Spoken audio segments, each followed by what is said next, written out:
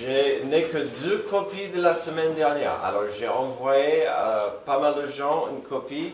Si vous aimeriez une copie de la leçon de la semaine dernière, j'en ai 2 qui restent. Donc, on va continuer notre chemin de la rédemption. Donc, comme j'ai dit la semaine dernière, on va essayer, alors vous aurez plein de questions, peut-être plein de commentaires, on va réserver un temps à la fin, s'il vous plaît, de poser des questions, d'ajouter des choses, des réflexions, mais si vous pouvez, garder ça pour la fin, voilà. Donc tu peux quand même avancer. Donc aujourd'hui, on a notre deuxième symbole. La semaine dernière, c'était la création. Tout a bien commencé, c'était à merveille. Aujourd'hui, on passe à notre deuxième image, notre deuxième étape, c'est-à-dire briser. On a quelque chose brisé sur plusieurs niveaux. Donc, dans notre première leçon, nous avons brièvement vu que Dieu est bon, qu'il a tout créé, y compris les 2 premières personnes, Adam et Ève. Ils étaient parfaits et dans un endroit idéal pour vivre ensemble, avec la création de Dieu, mais aussi afin d'avoir une relation de paix et amitié avec le Créateur. Donc c'était... Encore, on voit souvent cette notion de cette relation verticale, mais aussi horizontale. On n'a pas pu trop voir des détails, surtout en Genèse 2. On a un peu voir Genèse 1, surtout la notion de la puissance de la parole de Dieu, où il a dit, Dieu a ordonné, Dieu dit et il fut. Et donc, aujourd'hui, on verra plus de détails à Genèse 2 pour voir certaines choses. Alors, en Genèse 1 et 2, Adam et Ève reçoivent tout ce dont ils ont besoin pour vivre et s'épanouir. Ils sont en parfaite communion avec Dieu qui leur rend visite dans le jardin. Mais, je pense que vous avez mais dans vos notes. Si le début était magnifique, il faut que ça devienne un désastre, un problème. Et donc, nos passages clés, on va beaucoup lire. Pas comme la semaine dernière, on va beaucoup lire des passages. Genèse 2, 7 à 24 et Genèse 3. Donc, la première chose, la leçon est plus ou moins divisée en 4 thèmes. Première chose, c'est qu'on voit dans Genèse 2, 7 à 24, l'amour au carré, donc cet amour vertical avec Dieu le Créateur et l'amour entre les uns et les autres. Et surtout l'harmonie, l'unité, la paix qu'il y avait dans la création. Et donc, l'amour au carré pur, donc ça c'est votre première réponse, l'amour au carré pur basé sur la confiance et l'obéissance. Donc ça c'est, si vous prenez des notes, on a cet amour qui était basé sur la confiance et l'obéissance. Alors, pour certains, le mot obéissance ne va pas bien avec le mot amour. Voyez ça plutôt comme un parent avec ses petits. Un enfant doit faire confiance à ses parents. S'il va faire confiance, il doit aussi obéir et ne pas mettre son doigt là où il a l'électricité ou sur quelque chose qui fait chaud. Donc, on va lire Genèse 2, 7 à 24. Alors, vous verrez dans vos notes, j'ai minimalisé les versets 10 à 14 et 19 à 20. Je les ai gardés là, mais on va sauter. Ils sont importants parce que ça montre quand même à l'époque, c'était un endroit précis, il y avait des détails précis, mais pour notre histoire de la rédemption, on va, pour le temps, on va sauter ces petits passages. Donc, verset 7, l'Éternel Dieu façonna l'homme avec la poussière de la terre. Il insuffla un souffle de vie dans ses narines et l'homme devint un être vivant. Alors déjà, vous voyez que j'ai mis ça en bleu parce que je vous ai posé la question la semaine dernière. Pensez-y, réfléchissez sur pourquoi, qu'est-ce qui différenciait l'homme avec l'autre création. Et c'était, je vous ai dit, je vous ai donné la réponse, c'était qu'on a Dieu nous a créés dans son image, nous avons une âme. Et donc Dieu a ordonné, il a parlé et les choses ont été créées, tandis qu'avec l'homme, il a pris la tension, le désir de souffler la vie dans ses narines. Alors on continue, verset 8. L'Éternel Dieu planta un jardin en Éden du côté de l'est. Il y mit l'homme qu'il avait façonné. L'Éternel Dieu fit pousser du sol des arbres de toutes sortes, agréables à voir et porteurs de fruits bons à manger. Il fit pousser l'arbre de la vie au milieu du jardin, ainsi que l'arbre de la connaissance du bien et du mal. On va sauter même au 15. L'Éternel Dieu prit l'homme et le plaça dans le jardin d'Éden pour qu'il le cultive et le garde. L'Éternel donna cet ordre à l'homme. Tu pourras manger les fruits de tous les arbres du jardin, mais tu ne mangeras pas le fruit de l'arbre de la connaissance du bien et du mal, car le jour où tu en mangeras, tu mourras, c'est certain. L'Éternel Dieu dit, il n'est pas bon que l'homme soit seul, je lui ferai une aide qui soit son vis-à-vis. Alors, sautons à 21. Alors l'Éternel Dieu fit tomber un profond sommeil sur l'homme qui s'endormit. Il prit une de ses côtes et referma la chair à sa place. L'Éternel Dieu forma une femme à partir de la côte qu'il avait prise à l'homme. Il la amena vers l'homme. L'homme dit, voici cette fois celle qui est faite de mes os, de la même chair que moi. On l'appellera femme parce qu'elle a été tirée de l'homme. C'est pourquoi l'homme quittera son père et sa mère et s'attachera à sa femme, ils ne feront qu'un. L'homme et sa femme étaient tous les deux nus, ils n'en avaient pas honte. Voilà, donc, comme j'ai dit tout à l'heure, on va voir beaucoup de choses riches et profondes aujourd'hui. On peut revenir pour les voir en détail tout à l'heure, mais je vous ai donné quand même certaines choses après ce passage. Par exemple, malgré sa création bonne, Dieu l'a améliorée avec une partenaire complémentaire pour Adam. Ou si, madame, vous préférez, la création était bonne et Dieu a complété avec vous, les femmes. Amen? Amen. Ok, voilà.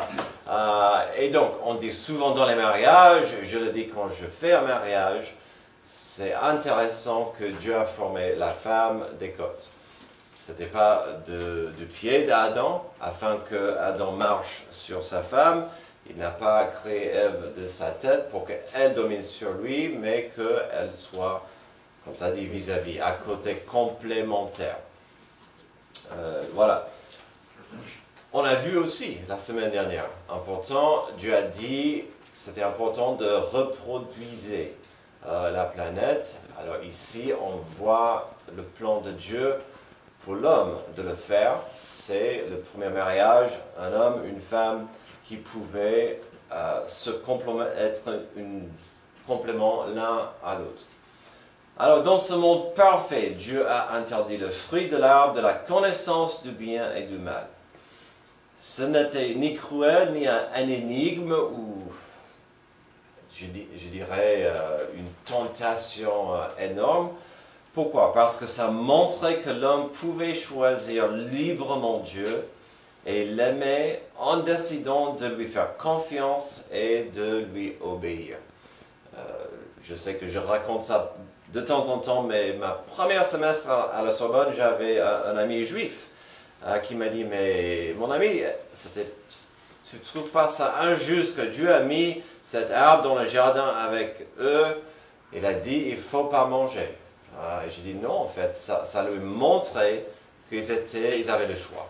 Ils avaient le choix de lui faire confiance ou pas. On n'est pas créé afin d'être des ordinateurs 1, 0, 1, 0, XO, XO, yes, no, yes, no. Ils avaient le choix dès le début. Donc, on va revenir à ça, mais capter que c'était une ambiance idéale, merveilleuse, et puis basée sur l'amour pour Dieu et pour son prochain et même la création. Donc voilà. Ensuite, on va regarder notre deuxième sujet.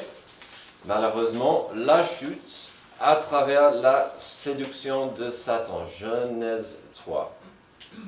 Le serpent était le plus rusé de tous les animaux sauvages que l'Éternel Dieu avait fait. Il dit à la femme, Dieu a-t-il vraiment dit, vous ne mangerez aucun des fruits des arbres du jardin?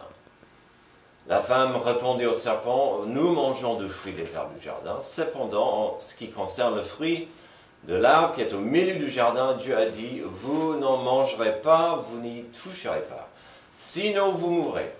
Le serpent dit alors à la femme, vous ne mourrez absolument pas. Mais Dieu sait que le jour où vous en mangerez, vos yeux s'ouvriront, vous serez comme Dieu, vous connaîtrez le bien et le mal. La femme vit que l'arbre était porteur de fruits bons à manger, agréables à regarder, et précieux pour ouvrir l'intelligence. Elle prit de son fruit et en mangea. Elle en donna aussi à son mari qui était avec elle, et il en mangea. Alors, je dis souvent, surtout à ma classe à 10 heures, normalement chez les ados à 10 heures, je dis souvent que dans la boîte d'outils de Satan, il n'a pas beaucoup d'outils, il n'a pas besoin. Il a la peur, il a le doute, il a souvent, bon, bien sûr le mensonge.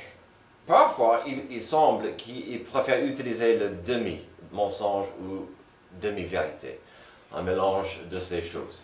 Et donc, on peut voir tout de suite, Satan a semé le doute avec un mélange de demi-vérité et mensonge. La première phrase de sa bouche mettait en question tout de suite ce que Ève savait. Qu'est-ce qu'il a dit? Dieu a-t-il vraiment dit? Oui, il a dit, mais tout de suite, ça lui a obligé de dire, qu'est-ce qu'il a vraiment dit? Et donc tout de suite, elle a dû se poser la question. Il remet en question la véracité et les motivations de Dieu. Encore, si vous, des parents qui avaient des petits qui ont dit « ne touchez pas à ça », regardez les deux côtés avant de traverser la rue, vous mettez les limites, pas pour être méchant, mais parce que vous aimez votre enfant. Vous mettez les limites parce que vous voulez protéger vos enfants. Ici, Satan a mis ça en question.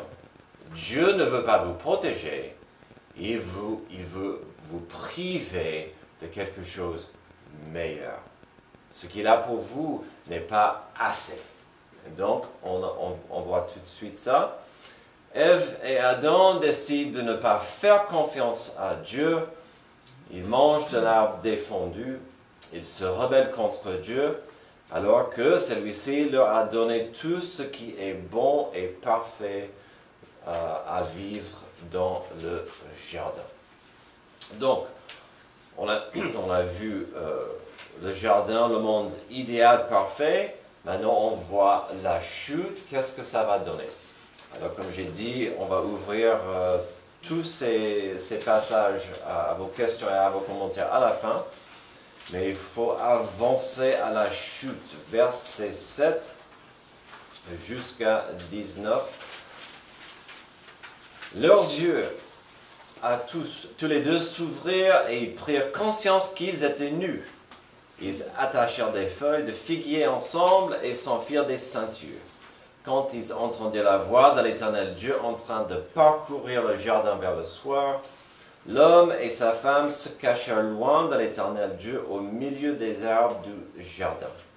Cependant, l'Éternel Dieu appela l'homme et lui dit, « Où es-tu » Il répondit, « J'ai entendu ta voix dans le jardin et j'ai eu peur. » Peut-être un des versets les plus tristes dans la Bible. Parce qu'avant, il y avait cette relation d'amour parfait avec Dieu. Et qu'est-ce que la voix de Dieu fait? Ça fait peur. Parce que j'étais nu. Alors, je me suis caché. L'Éternel Dieu dit, « Qui t'a révélé que tu étais nu?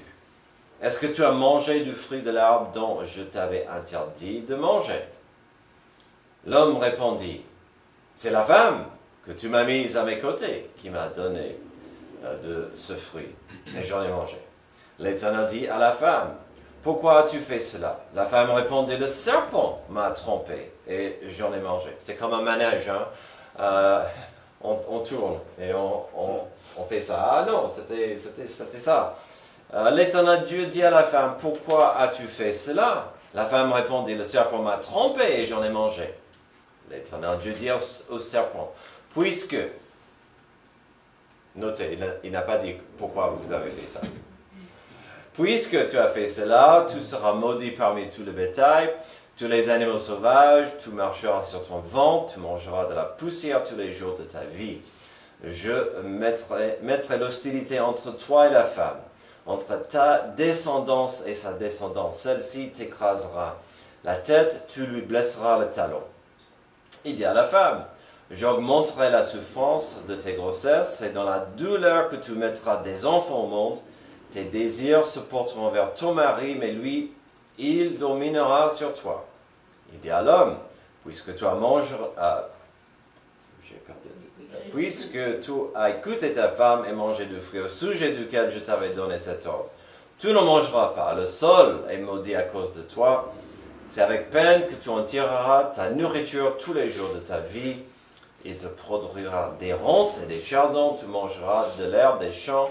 C'est à la sueur de ton visage que tu mangeras du pain, et jusqu'à ce que tu retournes la terre, puisque c'est de elle que tu as été tiré. Oui, tu es poussière et tu retourneras à la poussière. C'est très intéressant. Dieu commence et pose la question à Adam, qui dit c'est elle dit que c'est lui. Et donc Dieu va renverser l'ordre. Il va parler au serpent, à Madame et puis à Adam. Alors, qu'est-ce que nous avons à voir ici? Adam et Ève ont immédiatement honte et se cachent. Mais personne ne peut se cacher de Dieu. Toute la création est désormais sous le coup d'une horrible malédiction. On va en parler un peu plus tout à l'heure. Mais tout de suite, on voit la notion de la honte et de cette séparation que peut-être Adam et Ève ne comprenaient même pas. Mais ils avaient cette honte de cette séparation, qu'il n'y avait plus de paix entre l'homme et Dieu. Aussi, la corruption commence tout de suite. Il n'y a plus de paix entre Dieu et l'homme. Il n'y a plus de paix entre l'homme et la création. Il n'y a plus de paix entre homme et femme. N'est-ce pas intéressant de voir que le premier argument dans le mariage était quand Adam a dit « c'est pas ma faute », il prend le droit à elle. Et bon, Dieu a dit, on verra ça dans quelques instants, ça ne va pas s'améliorer automatiquement. Il y aura des problèmes d'unité, d'harmonie dans toutes ces relations entre le Créateur et sa création. Ok, on va regarder notre dernier sujet, et puis on peut prendre le temps de rebobiner et voir les quatre, et poser des questions et voir vos réflexions. Voyons la promesse de la rédemption future et surtout la provision de la rédemption au présent. D'abord, la rédemption future, versets 14 et 15. L'Éternel Dieu dit au serpent, « Puisque tu as fait cela, tu seras maudit parmi tout le bétail, tous les animaux sauvages, tu marcheras sur ton ventre, tu mangeras de la poussière tous les jours de ta vie. Je mettrai l'hostilité entre toi et la femme, entre ta descendance et sa descendance. Celle-ci t'écrasera la tête, tu lui blesseras le talon. » Il y a un titre pour ça. En grec, je ne me souviens plus, il y a un titre spécial pour ça. C'est la première prophétie dans la Bible. J'aime bien cette prophétie parce que elle est brute, elle est sauvage, elle dit que Dieu fait cette promesse cruciale. En maudissant Satan, le serpent, il promet d'envoyer quelqu'un pour vaincre Satan et que ça que ce sauveur sera blessé mais victorieux. Et donc, on peut voir, ça c'est exactement ce que Jésus a fait à la croix. C'était vraiment une prophétie de ce que Jésus allait faire. Il allait être blessé pour gagner la victoire contre Satan, ses plans, le mal, le péché. C'est la première clé, si vous prenez toujours des notes, c'est la première clé pour comprendre toute la Bible, comment toute la Bible s'articule. Cette promesse-là, son développement et son accomplissement constituent l'histoire centrale de la Bible. Genèse jusqu'à l'Apocalypse, ça commence bien. La création est parfaite, la création tombe, il y a la malédiction du péché. Dieu n'est pas content de dire « débrouillez-vous ». Je veux m'introduire dans vos péchés, je veux vous donner des opportunités d'avoir la paix avec moi. Et donc, il a fait cette promesse, cette prophétie de la rédemption future, où Jésus allait être blessé par Satan, mais Jésus allait gagner contre lui. Alors, on continue pour voir la rédemption au présent. Verset 20. Adam appela sa femme Ève, car elle devait être la mère de tous les vivants. L'Éternel Dieu fit des habits en peau pour Adam et pour sa femme, et il les leur mit. On peut continuer. L'Éternel Dieu dit, voilà que l'homme est devenu comme l'un de nous pour la connaissance du bien et du mal. Maintenant, empêchons-le de tendre la main, de prendre aussi du fruit de l'arbre de vie, d'en manger, de vivre éternellement. Ainsi, l'Éternel Dieu le chassa du jardin d'Éden pour qu'il cultive la terre d'où il avait été tiré. Après avoir chassé Adam, il posta à l'est du jardin d'Éden les chérubins qui agitent une épée flamboyante pour garder le chemin de l'arbre de vie. Alors, ici, surtout au verset 21, c'est tout petit, on peut aller trop vite et rater l'importance du 21.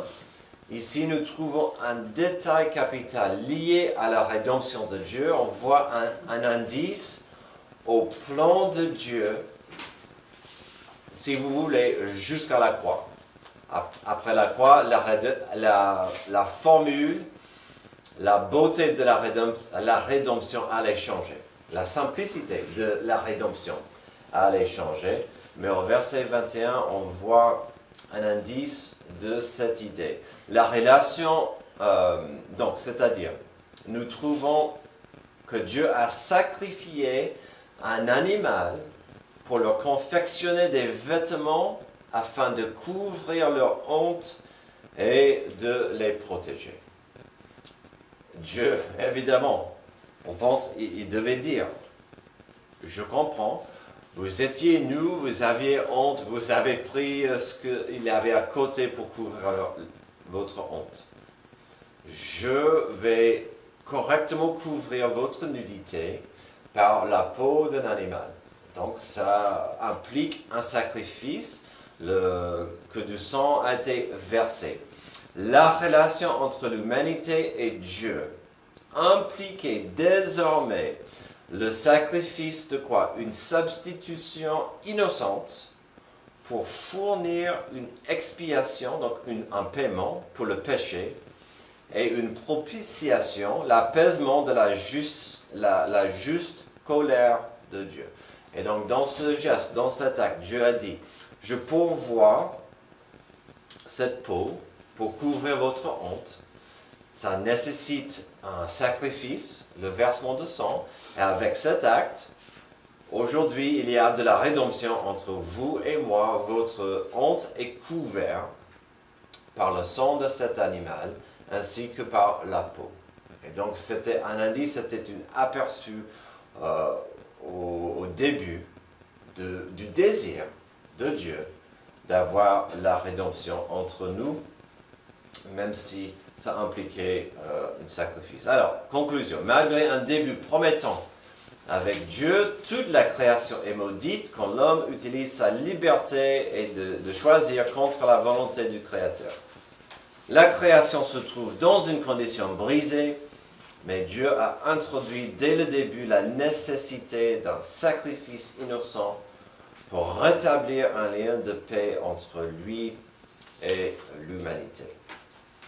Alors, vous aurez, comme j'ai expliqué la semaine dernière, une catégorie cathée avec des doctrines, des vérités doctrinales en principe liées à ce passage.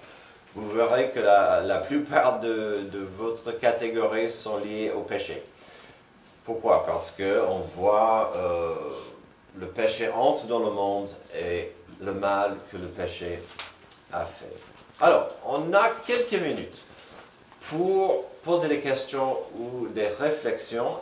Je vous propose qu'on voit dans l'ordre qu'on a vu. Alors, on a commencé avec ce qui était parfait, le jardin d'Éden, l'amour au carré pur, basé sur la confiance et l'obéissance. Est-ce qu'il y a des questions sur ce que nous avons couvert en Genèse 2 ce matin? Des choses qui vous ont frappé ou touché? N'ayez pas peur, c'est à vous. Moi, j'ai besoin de plus de précision par rapport au verset 14. Celle-ci t'écrasera la tête et tu blesseras les talons. Je n'ai pas vraiment compris le sens. Ok, on va revenir puisque ça c'est à la fin. Ok? D'accord. Mais c'est une très bonne question. C'est un de mes versets préférés. Des questions sur... Oui. Oui, c'était la vision parfaite du monde, du jardin d'Éden. Quelles étaient les activités d'Adam et Ève? Il voulait qu'il cultive le jardin. Alors, il n'y avait pas de mauvaises herbes. Amen. Donc, à mon avis, juste de cueillir. Et puis, on sait qu'à un moment donné, Adam a nommé des animaux. Donc, quelque part, je pense, il avait des responsabilités envers des animaux. Pas mal, comme un zoo, mais sans des animaux qui aimeraient vous manger. Si je peux compléter, c'est en fait Dieu, quand nous a fait à son image, il nous a bénis, il a créé justement la vie autour de nous, mais quand il dit qu'est-ce que nous faisons, qu'est-ce qu'Adam et Ève faisaient, c'est aussi on devait continuer aussi à faire vivre cette vie, non? C'est un peu ça. Le mieux que possible. Oui, voilà. On peut, au mieux de notre capacité, et c'est pourquoi je pense, on a des animaux domestiques. On peut avoir des relations positives avec certaines bêtes, pas avec d'autres. Mais, et puis on a vu la semaine dernière, Dieu a dit, tu vas dominer sur la création. Mais l'implication, c'était de ne pas abuser, mais de prendre soin. Mais ce n'était pas dans une logique de travailler à la sueur de son front. C'était pas dans cette logique-là. Pas encore. Voilà. Je pense que on a vu ça avec les hommes il y a quelques mois. Est-ce que le travail faisait partie de la malédiction ou pas? Et on a dit probablement pas, mais le travail n'était pas aussi pénible. Une dernière question et puis on va... Oui? Seulement pour parler qu'est-ce que Adam et Ève ont fait, je pense qu'on peut voir quand Jésus dit tu vas régner avec moi, il donne l'autorité aux disciples, il donne nous des autorités comme quoi, comme chrétiens même. Donc, et pour l'avenir, on va gouverner avec Christ.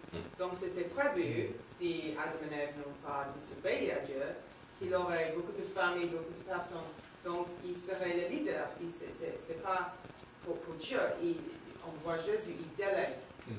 Donc, je pense, on peut... La logique, c'était prévu, mais ils ont péché trop vite, je crois. Alors, Genèse 3, Satan a bien joué le jeu. Un bon mélange de doutes, de demi-vérités. En fait, j'étais frappé, et j'ai étudié ce passage énormément ces dernières années, j'étais frappé par combien de vérités il a donné. Tu connaîtras le bien et le mal. Oui, en effet. Tu ne vas pas mourir. Oui et non. C'était un demi. Ils ne sont pas morts sur le coup, mais leur innocence et cette relation, l'âme est morte sur le coup. Et donc vraiment, il était très très débile. Il est professionnel, il est le mieux. Quoi d'autre? Antoine, je sais que tu es rempli de réflexions. Non? D'autres réflexions sur Genèse 3 et la chute et les conséquences, parce que les conséquences sont graves. Eva en a une, mais elle n'ose pas. La voit se tourner. Là, on voit la chute. Elle se dit, mais Dieu n'a pas vu tout ça en fait. Il n'a pas vu que le serpent va les tenter. Parce que du coup, là, on parle vraiment d'une grande tristesse du coup. Oui. Parce que quand Dieu il va dans le jardin et qu'il voit Adam se cacher parce qu'ils sont en train de donner l'idée, tu dis que c'est la première grande tristesse de la Bible. Oui. Mais Dieu n'avait pas vu Oui. tout ça. Voilà, c'est la question qui est Il y a certains, j'ai vu ça à Disneyland, c'est pas mal, on a des petits qui ont une sorte de laisse avec le parent. C'est pas mal à Disneyland. Mais si tu es en train de dire à tes enfants, quand tu traverses la rue, à un moment donné, je ne serai pas là ou je ne peux pas être à tes côtés. Je veux que tu m'écoutes, tu regardes à droite, à gauche, 2 fois. Ok?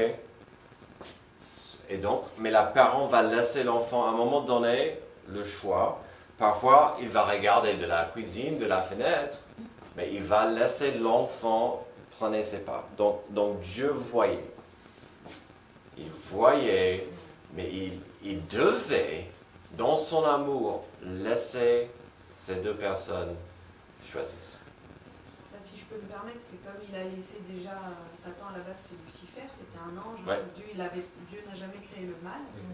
Mais déjà, quand il a créé les anges, dont Lucifer, déjà eux étaient libres de rester dans la présence de Dieu, de l'aimer, de l'adorer, de vivre avec lui, comme Adam et Ève en fait.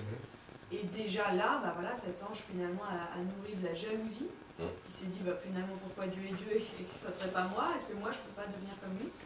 Et donc déjà là, il n'a pas empêché ça. Et donc n'ayant pas empêché ça, Satan existe lors de la création d'Adam et Ève, et donc comme on voit, Satan agit.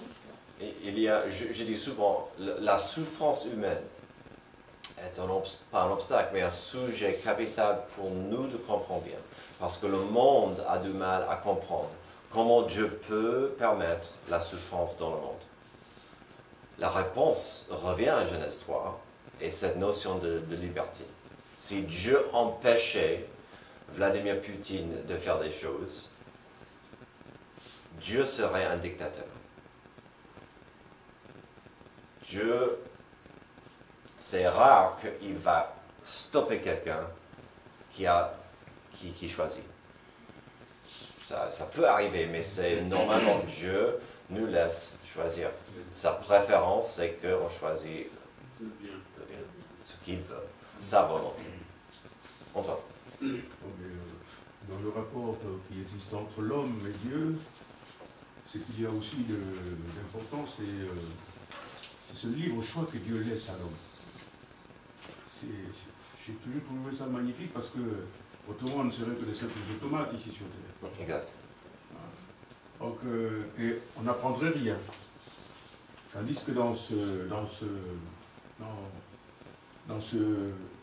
mode de rapport où Dieu nous laisse de choisir entre le bien et le mal, nous apprenons beaucoup de choses. Parce que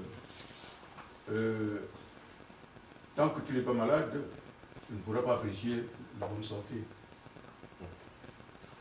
Et tant que tu ne t'es pas brûlé, tu ne sauras pas les dégâts, les conséquences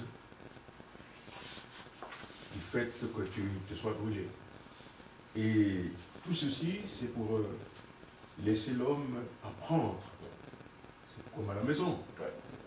On ne peut pas faire de nos enfants des marionnettes simplement. On leur laisse. C'est quand il a tenté, à ce moment-là, il se met à pleurer. Il a compris. Genèse 3, c'est l'exemple parfait de la volonté ou la liberté de choisir. On n'est pas des marionnettes des programmes d'ordinateur. Et même dans Deutéronome, que j'aime bien citer, 30-19, il dit à l'homme, j'ai placé devant toi 2 voies. Et la voie du bien et la voie du mal. Mais je te conseille de choisir la voie du bien.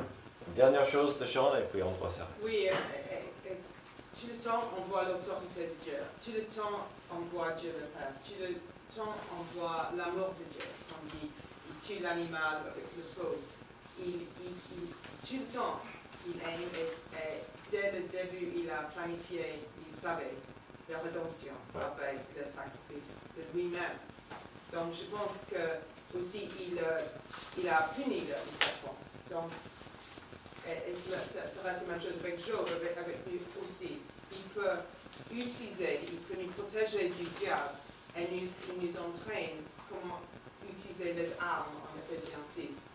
Il nous donne les stratégies et la capacité d'être protégé par Dieu. Donc on n'est pas laissé dans ce monde pourri sans l'aide de Dieu. C'est vrai.